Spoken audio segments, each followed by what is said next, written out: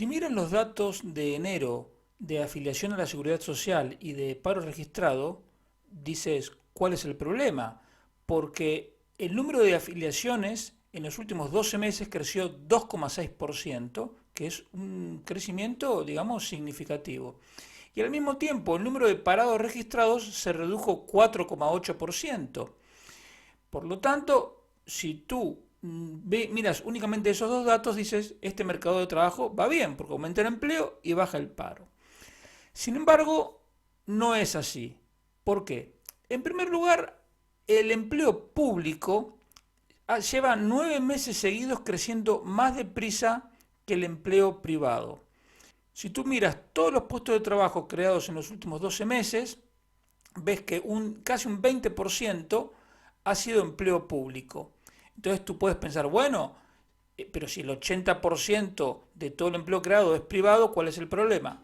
El problema es que la participación del sector público en el empleo total es de menos del 15%. De hecho, si tú comparas el dato de enero de 2019, es decir, antes de la pandemia, con el de enero de 2024, encuentras que la participación del sector público en el empleo total ha crecido más de un punto porcentual. Eso quiere decir que hay alrededor de 200.000 empleados públicos que sobran incluso con relación a 2019, cuando podemos estar seguros de que habría más de uno que también sobraba.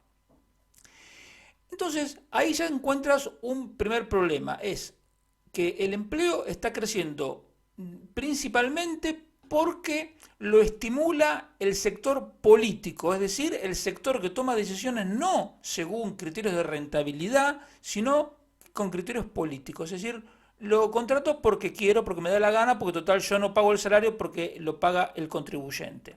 Entonces, eso no es una buena señal. Pero además te encuentras casos como el del sector agropecuario, donde ya llevan 30 meses seguidos perdiendo empleo. Tú miras durante los últimos 30 meses el dato de ocupados en el sector primario y lo comparas con el dato de un año antes y encuentras que, como te digo, en los últimos 30 meses te da una caída. Por eso las protestas, que ahora te voy a hacer algún comentario sobre eso. Además hay que tener en cuenta otra cosa, que ahora existe la obligación de registrar, de afiliar a la Seguridad Social a los becarios y a los estudiantes en prácticas. Y eso puede tener un impacto significativo. ¿Por qué? Porque en las FP hay alrededor de 800.000 alumnos. A eso súmale cientos de miles de universitarios que tienen que hacer prácticas. Entonces no es que todos a la vez están haciendo prácticas y que se va a sumar más de 1 millón de puestos de trabajo. No creo que se llegue a eso. Pero estamos hablando sí de cientos de miles. Y la obligación de registrar en la Seguridad Social a los becarios y a los estudiantes en prácticas se hace efectiva a partir del 31 de marzo. Por lo tanto, estos datos también pueden tener un impacto de becarios que ya han sido registrados. No parece que haya sido muy grande el impacto, pero no lo podemos calibrar. Pero eso también habrá que tenerlo en cuenta cuando en los siguientes meses te digan que el empleo va muy bien y puede ser en gran parte explicado también por el tema de los becarios, además de las contrataciones que haga el sector público. Con relación al paro, tú tienes como siempre la discrepancia que hay entre el paro según los datos oficiales y lo que es el paro real. El dato oficial es de un poco menos de 2.800.000 parados, pero cuando yo sumo todos los demás componentes del paro que el gobierno cuenta aparte u oculta en algunos casos, a mí me da que el número real de parados se acerca a 3.900.000.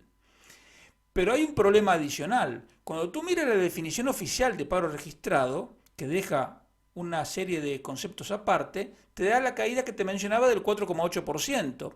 Pero cuando tú tienes en cuenta todos los conceptos y llegas a los 3.900.000 que te digo yo, te da que el paro ha subido ligeramente, pero ha subido. Y eso es mucho más coherente con el contexto general de la economía. ¿Cuáles son los números? El paro registrado, como te digo, 2.770.000.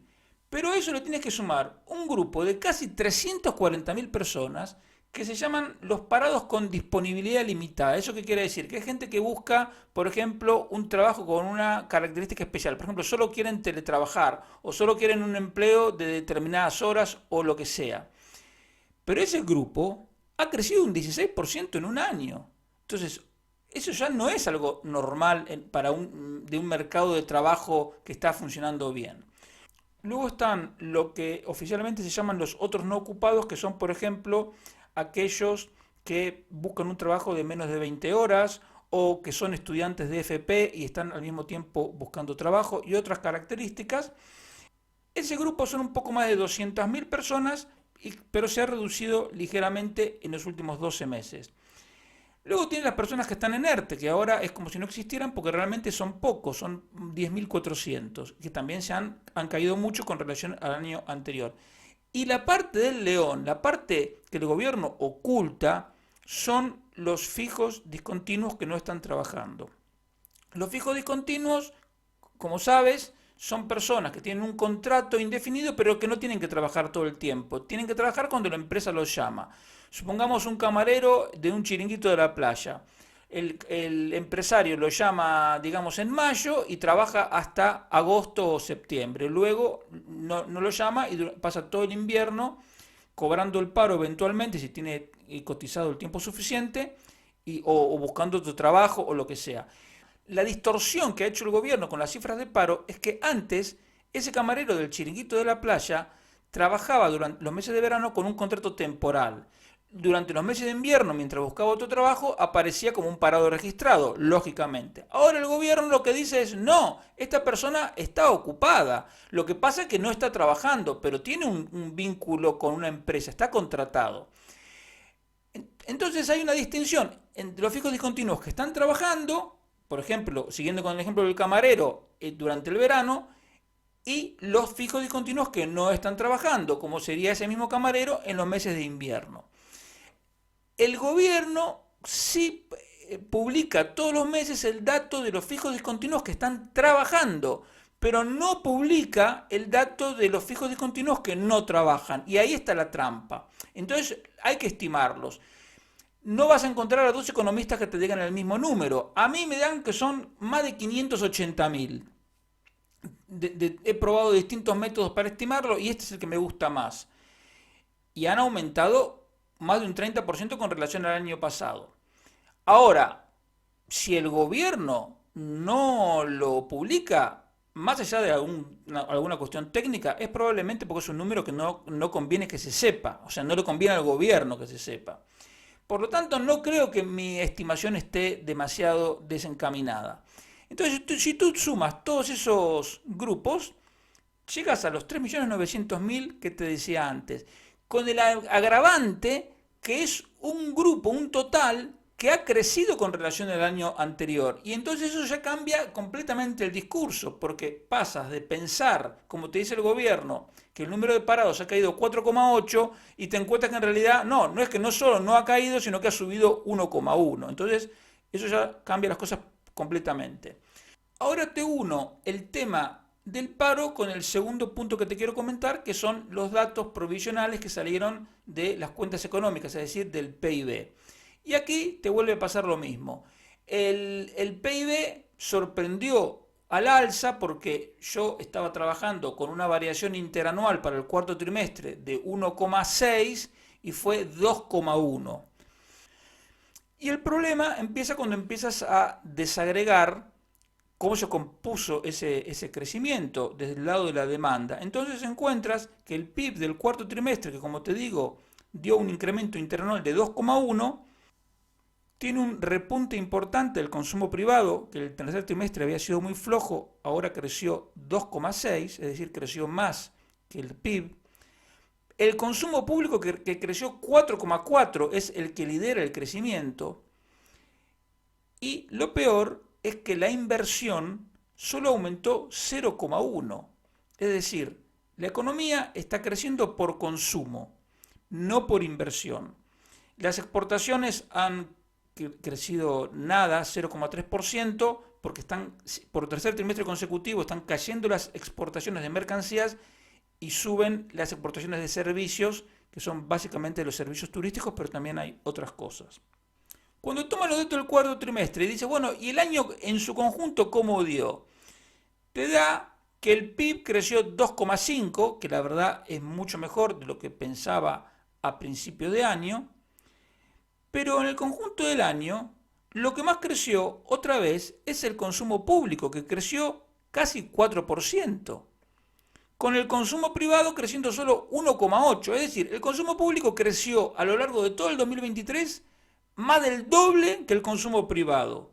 Y lo peor de todo es que ese crecimiento del consumo se produce con una caída a lo largo de todo el año de la inversión de 0,5%.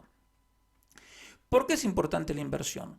Porque la inversión es, de alguna manera, la capacidad de producción futura de esa economía. Si una economía invierte, es que va a tener infraestructuras, maquinarias, edificios, etcétera, para poder seguir produciendo.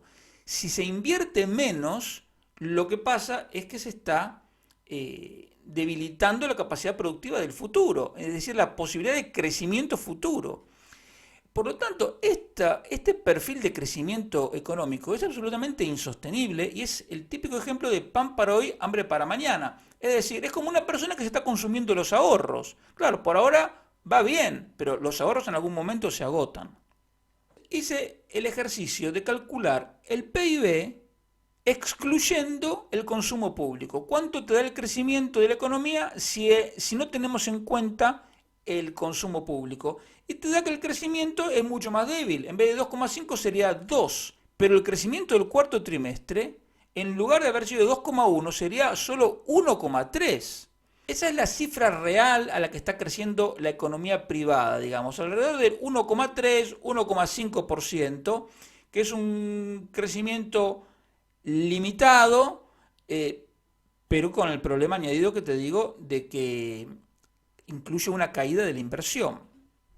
Esto de tener un PIB que crece con un consumo público pujante y una inversión cayendo al mismo tiempo es algo que se da pocas veces. Estuve mirando todos los datos históricos y yo me encuentro que ha pasado únicamente en años recesivos, por ejemplo en el 1992, también en el 2008, en el 2010, el año de los brotes verdes. Es decir, que la economía está con un crecimiento mínimo y la inversión cayendo. Entonces esos años, digamos, son, lo podemos considerar normal, porque si el crecimiento es 0,2, que caiga la inversión no nos llama la atención. Distinto fue el caso en 1983 y 1984, años de Felipe González, cuando una vez más el gobierno empezaba a gastar y la inversión caía. Entonces, los antecedentes no son buenos porque esa experiencia no terminó bien. Y ahora, lo más importante, uniendo los datos que te comentaba antes de empleo con esto del PIB, te das cuenta que el empleo está creciendo muy por encima de lo que está creciendo la economía. Aún considerando el crecimiento de todo el año, que fue 2,5 del PIB, un crecimiento que dio 2,5 porque todavía el primer trimestre fue fuerte. Si tú tomas el crecimiento medio de los otros 3 trimestres, es decir, del segundo, el tercero y el cuarto, te da que la economía creció menos del 2%. Y si le quitas el consumo público, creció 1,1%. Esa es la realidad de la economía, que es la que se va a prolongar como mínimo durante toda la primera mitad del 2024. Una economía privada creciendo a un ritmo un poquito más del 1%. Por lo tanto, es evidente que no puede seguir creciendo el empleo al 2,6 que dio la afiliación a la Seguridad Social en enero, ni mucho menos al 3,8 que mostró la encuesta de población activa que te comenté la semana pasada. Aunque parece que la encuesta de población activa, esos datos sorprendentes, es porque incluyen una trampa. Y la trampa es que parece que el Instituto de Estadísticas habría actualizado la base poblacional. Es decir, ellos hacen una encuesta, por eso se llama encuesta de población activa, y para que sea representativa de toda una provincia o de toda España, tienen que expandir los resultados de la encuesta al conjunto de la provincia, de la autonomía o de toda España. Y para eso es necesario tener una estimación de la población. La trampa es que parece que han actualizado la base poblacional, es decir, la población para la que expanden esa encuesta, pero solo al año 2023, en lugar de haber corregido toda la serie poblacional. Me imagino que si eso es efectivamente así, llegará el momento en que lo cambiarán, porque lo que le interesa a Sánchez ahora es vender, es que es el campeón de la creación de empleo, y luego si dentro de un par de años hay que corregir los datos, él dirá, bueno, total, yo ya vendí lo que me interesaba vender, mentí, cosa que es habitual en él, y entonces la corrección ya para él no es problema. Pero aún quitando ese tema, el empleo está creciendo, porque es lo que te muestran los registros de la Seguridad Social, está creciendo por encima de lo que crece la economía. Y eso, como ya te he comentado otras veces, significa que la productividad está cayendo, es decir, que la producción por persona ocupada es menor. Cosa que no debe extrañar porque estamos en una economía donde uno de los sectores que más crece es el sector público, que se caracteriza por una baja productividad. ¿Y por qué se caracteriza por una baja productividad? Porque el sector público no trabaja con criterios de eficiencia, sino con criterios políticos. Entonces, no tienen incentivos para trabajar al máximo. A medida que el sector público va creciendo, una economía se hace menos productiva y es lo que vemos en España. Lo que ocurre es que eso no puede prolongarse indefinidamente porque ese sobrecoste se suma a otros sobrecostes como los costes impositivos, el salario mínimo, los tipos de interés, etcétera, etcétera, y en algún momento la economía deja de ser un lugar atractivo para invertir, cosa que en parte ya lo estamos viendo, porque la inversión, como te dije, ha caído 0,5% en el conjunto de 2023, pero además se empieza a ver de otra manera esa pérdida de competitividad y fundamentalmente es a través de unas menores exportaciones y mayores importaciones. Eso significa que hay empresas que no pueden competir con la competencia importada, por lo tanto empiezan a quebrar o cerrar, o comerciantes que compraban a empresas locales empiezan a importar y entonces eso en algún momento se hace insostenible. Esto no quiere decir que va a pasar en 2 meses, porque ya de hecho viene pasando y la productividad ha caído un 4% en los 5 años que lleva Sánchez de presidente.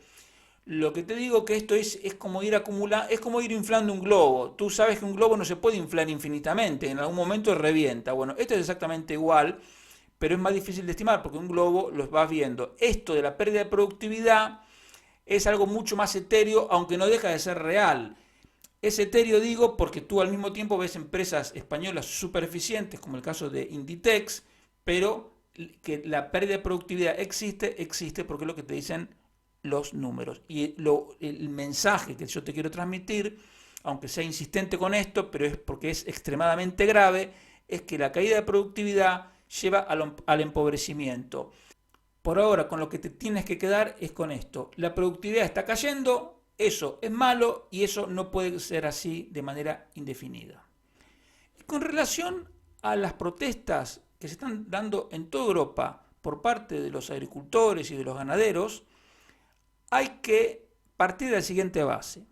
La economía agropecuaria en la Unión Europea se ha transformado en algo así como una agricultura soviética, porque la Unión Europea está imponiendo prohibiciones de cultivar determinadas tierras. No te dejan, como si ellos fuesen los dueños de la tierra, no te dejan cultivar toda la tierra que tienes a tu disposición. Luego, si tú eres ganadero, te limitan la cantidad de cabezas de ganado que puedes tener. Al mismo tiempo, si eres agricultor, te limitan la cantidad de fertilizantes que puedes utilizar.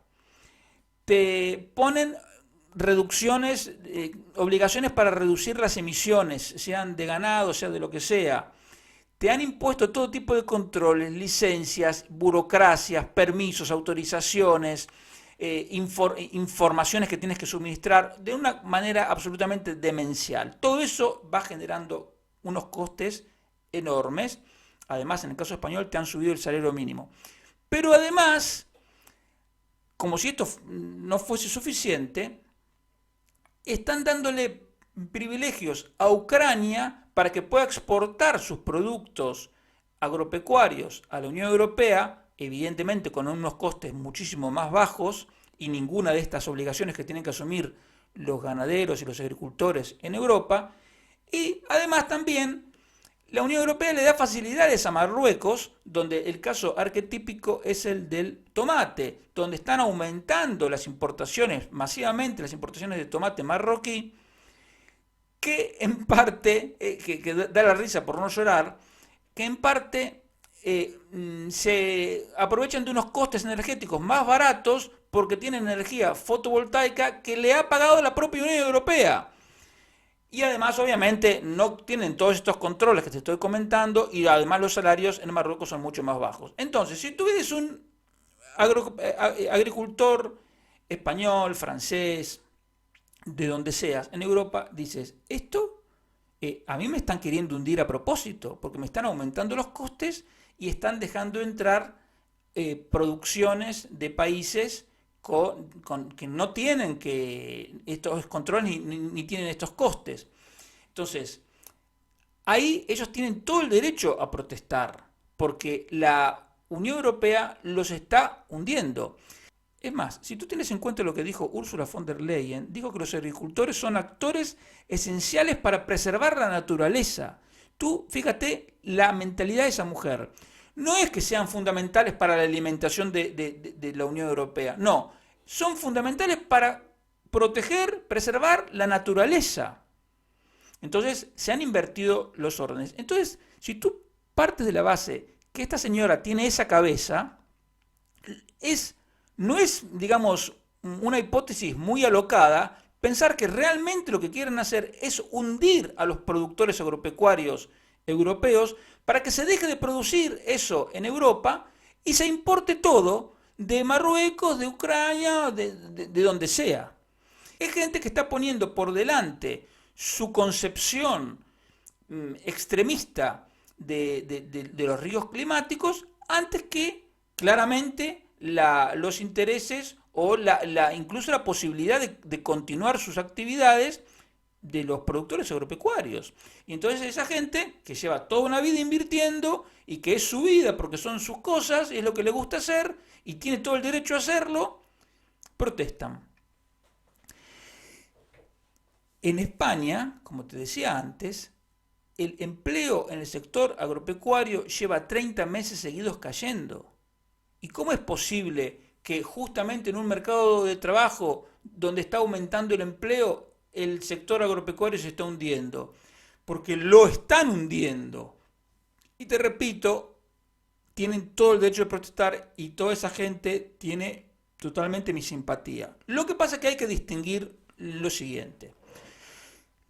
Que lo que tiene que hacer el sector del campo y lo que lo tenemos que ayudar los demás al sector del campo es a decir, la Unión Europea los está hundiendo adrede y lo que tenemos que hacer es levantar todas las restricciones que le pone la Unión Europea para que se le bajen los costes y puedan producir como venían produciendo hasta hace unos años. El peligro que tenemos es que esta protesta, para calmarlos, los políticos miserables, como siempre, pensando en su interés y no en el de los ciudadanos, deriven en una agenda proteccionista. Bueno, está bien, va a entrar menos tomate de Marruecos, va a entrar menos esto, pero imagínate, si se restringen las importaciones agropecuarias, ¿eso qué quiere decir para el consumidor? Que todos estos sobrecostes que le están imponiendo a los productores agropecuarios lo vamos a terminar pagando nosotros como consumidores. Y esto no nos interesa a nosotros. Nosotros queremos que trabajen y que le bajen los costes a los productores agropecuarios, pero que compitan en igualdad de condiciones, para que nosotros como consumidores tengamos los mejores productos al mejor precio posible. Pero Macron lo primero que hizo es, bueno, las importaciones del Mercosur, es decir, de Argentina y de Brasil, las vamos a bloquear. No queremos ni carne argentina, ni carne brasileña. Ese no es el camino. Es decir, los políticos ponen como prioridad una agenda climática extremista. Le imponen a los productores agropecuarios unos costes inasumibles y luego, en lugar de remover esos costes inasumibles, dicen, no, vamos a hacer que la competencia más barata no venga, pero tú, consumidor, vas a seguir pagando esos costes. Yo no quiero eso. Yo lo que quiero es libre comercio en igualdad de condiciones. Porque luego sobre esto aparecen esos conceptos, digamos, liberticidas de la soberanía alimentaria, de la preferencia comunitaria, etcétera, etcétera. No, aquí el problema es que el Estado, en este caso a través de la Unión Europea, se ha metido en el campo y lo ha puesto en su mira para hundirlo, porque consideran que el campo es un agente enemigo en el tema climático. Pero el problema de fondo es, insisto, que han convertido a un sector como si fuera el sector agropecuario de la Unión Soviética. Es decir, usted va a producir esto, va a producir tanto, va a pagar tanto coste, va a usar tantos fertilizantes, etcétera, etcétera. El problema de base es ese. Pero además esto es todavía más loco, porque una queja de los productores agropecuarios argentinos, por ejemplo, pero también me imagino que australianos y canadienses, es que la Unión Europea subvenciona la producción de cereales, por ejemplo, generando excedentes que luego la Unión Europea sale a exportar y hunde los precios del maíz, del trigo y de otros cereales en el mercado internacional. Entonces los productores que no reciben nada de subsidios, sino todo lo contrario, por ejemplo en Argentina o en Uruguay, tienen que sufrir eso. Y encima, cuando les quieren salir a vender a la Unión Europea, viene Macron y te dice, no, no nos vendan nada.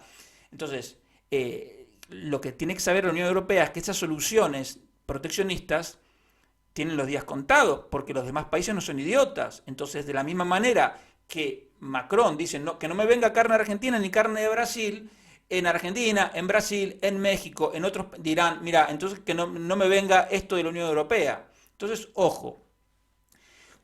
Entonces, el comentario, digamos, el mensaje es, toda mi simpatía con los productores agropecuarios, pero que eso no se transforme en una agenda proteccionista porque nos va a perjudicar a nosotros consumidores. El problema es que la Unión Europea está tomada por el socialismo y el socialismo es empobrecedor y entonces han puesto en su punto de mira el sector agropecuario y lo están hundiendo como hace siempre el socialismo cada vez que quiere gestionar cualquier cosa. Nosotros lo que tenemos que pedir es libertad para que los productores agropecuarios gestionen sus ganados y sus producciones con libertad y que luego compitan. Y la paradoja, y digamos para que veas cuál es el nivel de los dirigentes políticos que tenemos, no solo en España, sino a nivel europeo, esta es la misma gente que se queja cuando salen los datos de inflación del aumento del precio de los productos agropecuarios, de los precios de los alimentos. ¿Pero por qué aumentan el precio de los alimentos? Porque ustedes están metiendo impuestos y prohibiciones para producir. Si tú no me dejas, si yo antes producía 100 de mandarinas y ahora me dices que no, que solo puedo producir 70, evidentemente va a haber menos mandarinas y si hay menor oferta de mandarinas el precio va a subir. Toda esta distorsión, además de, obviamente, el tema del exceso de emisión monetaria por parte del Banco Central Europeo, son los sobrecostes que meten los políticos, en este caso la Unión Europea. Y nos tenemos que oponer con uñas y dientes porque lo vamos a terminar pagando nosotros en el corto plazo y en el largo porque son todas políticas empobrecedoras. Y por eso es muy, pero muy importante que votes y votes bien en las próximas elecciones europeas. Porque la gente se toma las elecciones europeas como que es una chorrada, voto uno, voto otro. No, no, no. Tú tienes que saber perfectamente quién es, por ejemplo, hay una ley que se llama Ley de Restauración de la Naturaleza, que se va a votar en el Parlamento Europeo. Vamos a ver quiénes votan a favor y quiénes votan en contra. Entonces, los que voten a favor de esa basura, tú ya sabes que esos partidos no los puedes apoyar. Es muy importante. No te olvides que von der Leyen es del Partido Popular Europeo, supuestamente es de centro derecha. Lo que pasa es que, claro, hicieron la gran coalición con los socialistas y al final, claro, para que los apoyen, adoptaron todas las ideas socialistas, así cualquiera. Es lo mismo que está haciendo Sánchez con los separatistas y los filoetarras. Claro, si tú tomas las ideas de los otros, el programa político de los otros, evidentemente te van a apoyar, pero no se trata de eso la acción política cuando está hecha con honestidad. No es el caso, ni en Sánchez ni en Ursula von der Leyen. Por lo tanto hay que tener cuidado. Y las próximas elecciones europeas van a ser cruciales para poder oponernos a esto, intentar revertir esta agenda liberticida